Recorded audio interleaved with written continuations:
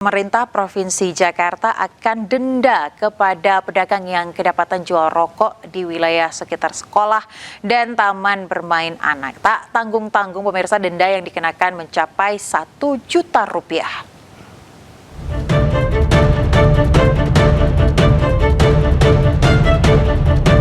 Kota Jakarta terus berbenah. Sejumlah aturan pun dibuat oleh pemerintah Provinsi Daerah Kota Jakarta, salah satunya adalah rencana pengesahan rancangan peraturan daerah atau Raperda kawasan tanpa rokok di Jakarta.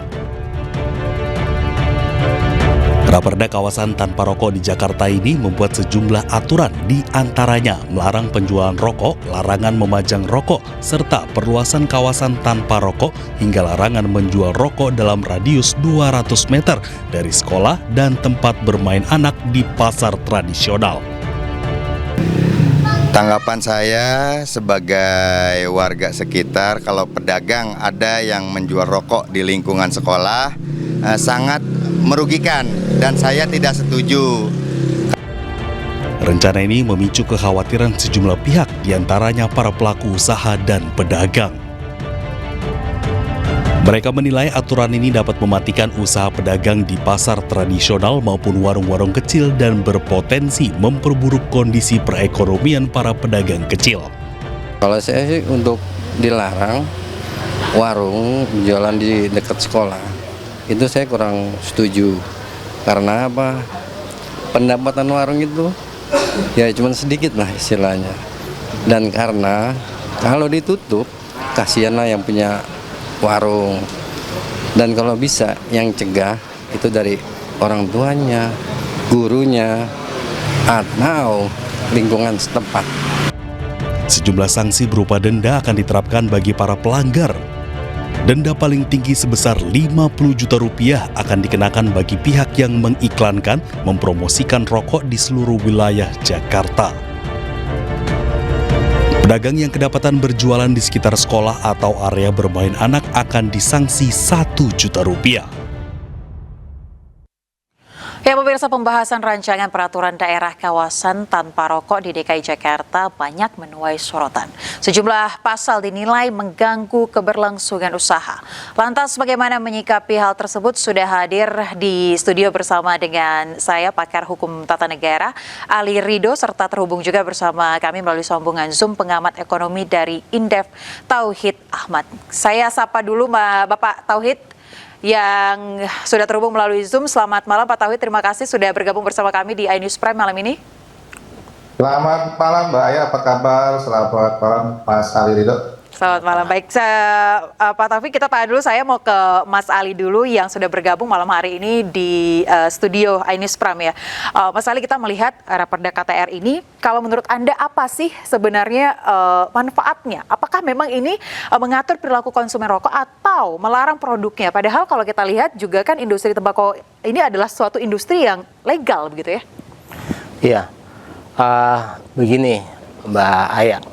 Kalau kita baca, paling tidak ada 7 putusan Mahkamah Konstitusi yang keseluruhannya mengatakan bahwa produk tembakau termasuk entitas yang mengikutinya itu adalah ekosistem yang legal. Nah, keberadaan legalitas ekosistem pertembakuan tersebut, maka konsekuensinya adalah menempatkan dia itu dalam posisi untuk diatur, bukan untuk dilarang. Nah, konteks diaturnya harus bagaimana? Tentu ketika dihadapkan pada masing-masing daerah, treatmentnya harus berbeda.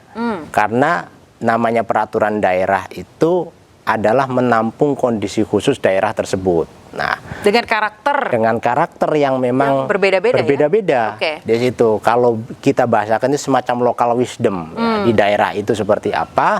Dalam konteks Jakarta dengan kepadatan penduduknya yang luar biasa, kalau kemudian itu diatur secara rigid dan sebagaimana apa yang ada di dalam undang-undang serta PP-nya, maka kekhawatiran saya itu tidak akan terpenuhinya asas yang dapat dilaksanakan dari perda tersebut. Itu. Nah, yang kedua juga harus diingat bahwa saya memahami betul kenapa di Undang-Undang 17 2023 kemudian PP 28 2024 itu mengatur begitu rigid ya terkait dengan kawasan tanpa rokok, karena undang-undang dan PP itu kacamatanya kan kacamata helikopter view. Nah, ketika secara luas begitu secara ya, luas, melihat Oke. seluruh Indonesia begitu. Oke. Yang itu saya katakan tiap daerah itu beda-beda. Nah, Oke. maka ketika diturunkan dalam konteks misalnya di Jakarta, kacamatanya harus digeser, tidak lagi pakai helikopter view, tapi bahasa saya pakai Transjakarta View. Nah, Oke. jadi kan Lebih lebih spesifik ya? lebih spesifik, Oke. sehingga lebih tahu betul kondisi lapangannya itu harus seperti apa dalam pola pengaturannya itu. Oke, tapi kalau tujuannya kalau Anda lihat secara sempit, apa sih sebenarnya yang diinginkan oleh pemerintah DKI? Kalau saya membaca aturan ini, sebenarnya kan ingin mengontrol aktivitasnya, bukan produknya. Harusnya arahnya ke aktivitas. Oke, Nah, tapi ini lebih meluas. Kalau Anda sudah baca policy-nya ya, kebijakannya, ini malah luas jadinya ya. iya, saya membaca bahkan ikut serta memberikan masukan dalam Oke. proses itu. Oke. Masalah kemudian tidak ditindaklanjuti itu barangkali ada pertimbangan. Oke. Walaupun kalau kita ngikuti putusan MK dengan meaningful participation-nya itu ketika tidak diakomodir kan perlu ada feedback. Alasannya apa? Nah, saya belum mendapatkan alasan itu. Oke. Ya, begitu. Baik, saya akan ke Pak Tauhid Ahmad. Pak, tadi disinggung juga. Tadi saya juga menyebutkan bahwa industri tembakau ini adalah industri yang legal. Kalau Anda melihat dampaknya kepada pelaku usaha ini ke depannya seperti apa dengan adanya kebijakan ini? Ya, kalau saya kira memang kalau misalnya ini diberlakukan ya, Perda tentu saja pelaku UMKM mengalami penurunan omset yang saya kira ini cukup signifikan karena rokok itu kan pas mudik, jadi perputarannya cepat sekali itu.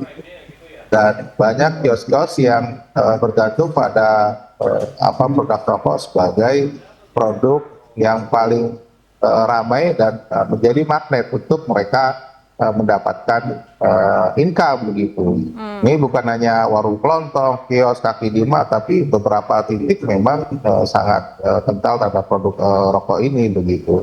Nah, sehingga kalau misalnya rokok ini hilang, maka juga ada ikutan lain. Biasanya mereka juga menjual minuman dan sebagainya. Sehingga kalau misalnya rokok hilang, ya mereka nggak akan tertarik untuk beli yang lain begitu. Saya kira ini yang menjadi problem, apalagi kalau kita lihat di Jakarta ini mungkin tadi betul aspek teknis ya. Jakarta itu kurang lebih ada lebih dari 4.000 sekolah ya, yang saya kira kalau kita lihat titiknya itu kan hampir berhimpitan, tidak jauh begitu karena kan faktor kepadatan. Nah, ini yang kemudian menjadi problem kalau misalnya pada daerah-daerah yang cukup padat dan ada sekolah yang katakanlah di sini SD, SMP, SMA. Nah, itu penetapan kawasannya menjadi problem karena menjadi lebih luas dan akhirnya memang rokok itu tidak bisa diperjualbelikan di lingkungan itu. Saya kira mungkin problemnya pada level teknis nanti kawasannya itu seperti apa begitu. Apakah ada jarak katakanlah 50 meter, 1 meter itu yang kemudian membatasi begitu. Ini yang kemudian menjadi problem dan tentu saja dampak ekonominya ke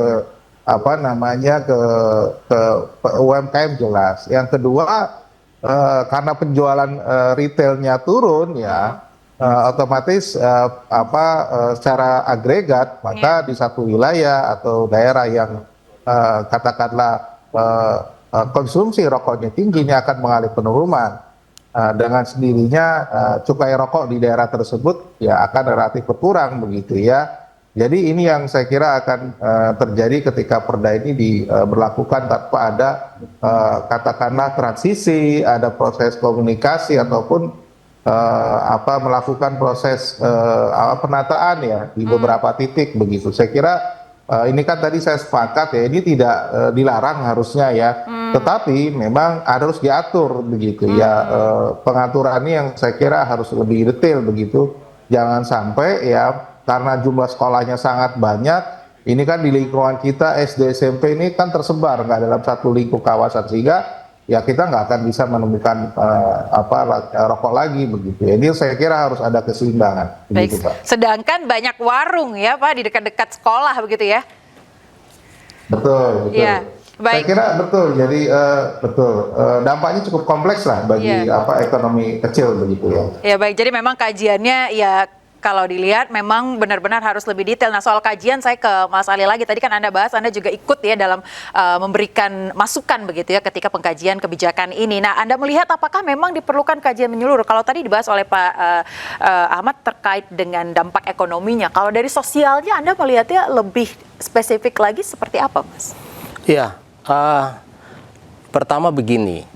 Ketika saya membaca dokumen yang tersedia dalam proses penyusunan Raperda kawasan tanpa rokok di Jakarta ini, catatan saya adalah dua hal. Satu terkait dengan kajian akademiknya, yang di situ sebenarnya bisa terbaca dampak sosial apa yang akan ditimbulkan. Sayangnya adalah dari dokumen yang tersedia tidak begitu terelaborasi secara baik terkait dengan dampak sosial tersebut. Nah, karena itu saya pun kesulitan sebenarnya ketika Raperda ini nanti disahkan, goalnya apa yang hendak dicapai. Karena kajian akademiknya itu belum terselesaikan dari aspek itu. Nah, yang kedua adalah dari aspek substansi atau di dalam rumusan pasal demi pasalnya. Nah, catatan saya waktu itu adalah coba disinkronisasi ulang. Satu, dengan undang-undangnya yang memang menjadi payung dibentuknya Raperda tersebut, yaitu di pasal 151 Undang-Undang 17 2023, kemudian turun ke PP-nya, PP 28 2024 itu ada di pasal 443 di situ. Nah, itu nanti perlu dicek ulang apakah betul sebenarnya yang diinginkan dari undang-undang dan PP itu adalah sebagaimana yang ternormakan di dalam Raperda tersebut. Nah, sampai pada titik akhir, saya tidak mendapatkan feedback yang memadai apakah segala masukan itu sudah diakomodir atau belum, gitu ya. Tapi bagi saya adalah ketika pertanyaannya adalah dampak sosialnya, maka yang pertama ada kegamangan dari entah itu pedagang ataupun penjual atau konsumen yang lain. Karena begini, ketika di Raperda itu mengatur terkait dengan pemajangan misalnya ya, pemajangan rokok di situ. Nah, maka perlu dilihat ada undang-undang terkait dengan perlindungan konsumen yang di situ juga mewajibkan kepada penyedia jasa untuk menyampaikan informasi selengkap mungkin agar konsumen tidak, dalam tanda kutip, itu tidak dibodohi begitu. Nah, maka ketika barangnya itu tidak ada, maka sangat mungkin ini akan menjadi semacam pengelabuhan terhadap konsumen. Jangan-jangan dia minta rokok X tapi yang diambil adalah rokok Y misalnya begitu. Baik, nah, jadi ini cukup kompleks juga ya. Sekali. Mulai dari awal tadi Anda sebutkan ada seolah-olah pembohongan di sana yang kemungkinan akan terjadi. Dan juga ini tadi dibahas terkait dengan larangan pemajangan produk tembakau ini ya. Saya juga akan tanya Pak Tauhid terkait dengan larangan pemajangan produk tembakau ini. Apakah nantinya akan menghambat upaya Menteri Keuangan dan Bea Cukai dalam pemberantasan rokok ilegal? Pak Ahmad, tapi kita akan bahas ini usai jeda. Kita akan jeda terlebih dahulu pemirsa, tetaplah di iNews Prime. Kita akan langsung lanjutkan dialog malam hari ini terkait dengan Raperda KTR ke Bapak Tauhid Ahmad. Pak, terkait dengan larangan pemajangan produk tembakau ini tadi dikatakan, saya katakan juga ya, ini dapat menghambat upaya Menteri Keuangan dan juga Bea Cukai dalam pemberantasan rokok ilegal. Belum lagi Pak, ini dapat menurunkan penerimaan negara. Menurut Anda seperti apa?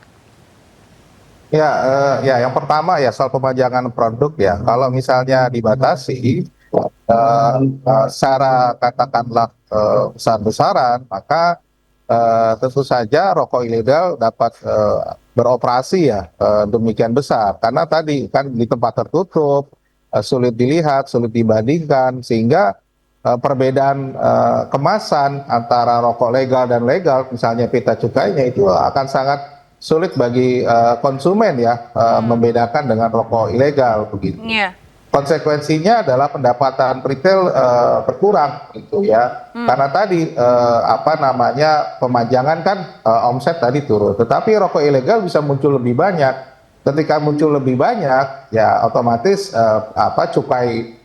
cukai itu akan relatif turun karena yang beredar rokok ilegal kan tanpa ada pita cukai. Kalau kita lihat modus operandinya ada lebih dari 90% adalah tanpa pita cukai. Nah, ini yang kemudian pada akhirnya sulit bagi katakanlah Menteri Keuangan yang pertama juga Bea Cukai untuk memberantas rokok ilegal karena tadi penjualannya kan sembunyi-sembunyi, tidak bisa tidak ada di depan pemajangan, di etalase dan sebagainya. Saya kira ini yang kemudian terjadi ya. Kami pernah melakukan katakanlah perhitungan ya di 2024 yang lalu ya. Yeah. Saya kira memang kalau kita lihat dampaknya ke rupiah begitu pemajangan produk itu akan mengurangi dampak ekonomi sekitar 19,63 triliun begitu ya. Wow. Ini secara nasional begitu ya. Jadi cukup besar begitu ya, karena tadi ya dua hal rugi, produksi turun, yang muncul rokok ilegal. Nah ini dua-duanya sama rugi. Kekhawatirannya karena produksi yang legal turun ya, para industri, pekerja, UMKM itu juga mengalami kerugian yang cukup besar. Jadi memang harus diantisipasi ketika pemajangan rokok ini sangat tidak boleh di banyak tempat begitu. Jadi memang harus dibatasi, tapi memang harus ada ruang bagi pelaku UMKM bisa memajang produk itu begitu. Baik, gitu, jadi jika industri legal ini terancam, penyerapan tenaga kerja juga terancam ya Pak ya? Ya, terutama kalau kita lihat golongannya kan di rokok-rokok yang SKT ya, sigaret kretek tangan yang memang prosesnya itu melalui mekanisme pelintingan dengan alat-alat yang relatif sederhana ya, ketimbang kalau mesin kan orangnya nggak ada gitu ya. Baik. Bahkan sedikit begitu. Jadi mereka produk, tapi yang SKT yang berbasis kretek yang bahan bakunya dari dalam negeri ya, dari tembakau dalam, itu yang saya kira pengaruhnya besar, baik pekerja industrinya maupun nanti ke dampak ke petaninya, petani tembakau. Baik, saya ke Mas Ali. Mas, ini kalau kita lihat dari penjelasan Anda, penjelasan Pak Ahmad juga, ada kontradiktif antara kebijakan dengan apa yang goals dari pemerintah begitu ya. Kalau dari Anda sendiri melihatnya seperti apa? Apakah juga sudah banyak penolakan-penolakan dari mungkin kreatif media, public figure, dan juga pelaku-pelaku kreatif lainnya? Ya, kalau penolakan dan dukungan pasti selalu ada dalam konteks itu. Iya. Tinggal kemudian adalah perumus kebijakan ini akan memetakannya itu pada sisi yang jalan tengahnya atau mau yang pada akomodasi yang pro atau akomodasi yang kontra. Nah, tapi dalam pembentukan peraturan perundang-undangan yang baik itu jalan tengah itu adalah yang selalu direkomendasikan untuk memastikan bahwa kedua sisi itu bisa diakomodir. Nah, jalan tengahnya harus seperti apa? Tentu kepada aturan mainnya. Aturan mainnya adalah kalau tadi bicara terkait dengan penjualan ataupun aktivitas yang seharusnya steril dari kegiatan rokok, di Undang-Undang 17 2023 dan PP-nya 28 2024 yang seharusnya steril itu hanya ada dua. Satu adalah fasilitas kesehatan, rumah sakit, puskesmas dan sebagainya. Yang kedua itu adalah sekolah. Nah, dua hal ini memang harus clear dari aktivitas rokok. Nah, tapi untuk misalnya terkait dengan tempat ibadah, hiburan malam, dan lain sebagainya, itu tidak dimanai harus clear. Karena dimungkinkan bisa juga untuk disediakan misalnya tempat khusus merokok, kemudian iklan rokoknya, dan seterusnya. Nah, seperti di negara-negara maju ya, ada kawasan khusus merokok gitu betul. Ya. Nah, bukan kawasan tanpa rokok. Betul. Nah, dalam konteks itu kan harusnya memang pengambil kebijakan itu jalan tengahnya itu penting untuk dikedepankan, gitu ya. Kan tidak mungkin juga misalnya memperluas apa yang memang sudah dibatasi di dalam undang-undang, apalagi ini levelnya adalah perda. Nah, kita ketahui bersama bahwa kedudukan perda itu di bawah dari undang-undang dan PP. Nah, karena itu mengikuti apa yang ada di atas merupakan sebagai keniscayaan dan aspek yang logik di situ. Nah, karena itu ketentuan yang kemudian memperlebar apa yang memang tidak diatur atau tidak disarankan di dalam undang-undang ataupun PP itu yang harusnya dieliminir ya, di dalam perdanya itu. Nah, Oke, jadi menurut Anda ini pencitraan pemerintah atau kebutuhan sosial nih? Kalau pencitraan itu ini masih agak lama 2029 ya begitu ya, atau barangkali sedang memang membangun citra itu. Tapi terlepas dari itu Mbak, bagi saya karena Jakarta itu adalah barometer Indonesia ya, dalam menyusunnya cerdas itu memang keharusan Baik. dalam penyusunan kebijakannya. Baik, saya mau mendengarkan terakhir dari Pak Tauhid Ahmad, Pak. Silakan Pak terkait dengan perda KTR ini. Ya, saya kira memang ya perda ini harus dikawal ya. Harus memenuhi banyak hal. Yang pertama tentu saja aspek kesehatan itu tidak boleh ditinggalkan. Artinya memang tujuannya baik, tetapi di sisi lain juga memandang ini juga sumber penerimaan bagi UMKM, termasuk juga sumber bagi penerima negara, termasuk juga bagi industri, tenaga kerja dan sebagainya. Sehingga perlu ada balancing ya dalam proses penetapan lokasi raperda ini untuk implementasinya begitu ya. Nah, titik-titik kawasan dan sebagainya itu sangat penting. Jangan sampai tadi seluruhnya tempat justru karena sekolah kita banyak ya, itu kemana-mana sehingga nggak jelas batasan antara kawasan yang diperbolehkan untuk menjual dan yang tidak sama sekali begitu. Karena yang muncul nanti adalah karena tidak bisa dipajang, tersembunyi dekat sekolah, ya yang muncul adalah rokok ilegal begitu. Ini yang saya kira dikhawatirkan. Ya, yang kedua ya saya kira penting untuk katakanlah pelaksanaan kalau itu pun dilakukan itu harus dilakukan bertahap gitu ya. Misalnya yang paling sensitif sekolah gitu, tapi ruang lain itu masih ada kesempatan begitu, termasuk katakanlah kompensasi bagi UMKM yang kemudian harus ditata. Saya kira penting begitu. Baik, berarti kita bukan mengignore adanya ancaman kesehatan dari produk tembakau, tapi juga harus ada balancing dalam membuat kebijakan itu sendiri ya. Baik, kalau begitu terima kasih Pak Tauhid Ahmad dan juga terima kasih Mas Ali sudah mampir ke studio Ainus Prime malam hari ini membahas terkait dengan raperda KTR ini. Terima kasih Bapak-Bapak. Kita ketemu lagi di kesempatan berikutnya.